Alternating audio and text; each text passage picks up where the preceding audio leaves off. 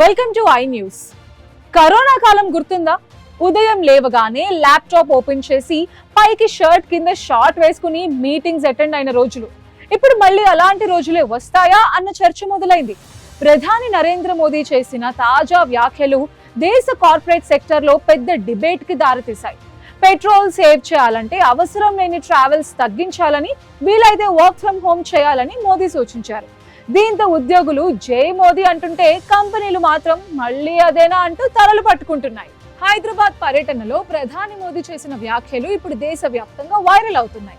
పశ్చిమాసియా ఉద్రిక్తతలు, పెరుగుతున్న ఇంధన ధరలు, అంతర్జాతీయ ఆర్థిక ఒత్తిడుల నేపథ్యంలో దేశం జాగ్రత్తగా ఉండాలని ప్రధాని సూచించారు.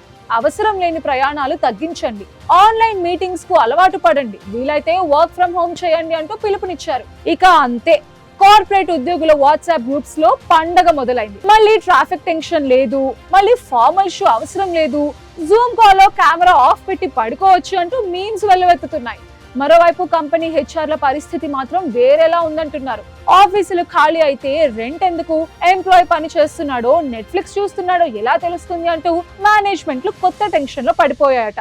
ఇక హైదరాబాద్, బెంగళూరు, పూణే లాంటి ఐటీ సిటీస్ అయితే ఈ చర్చ మరింత హాట్ టాపిక్ గా అయింది.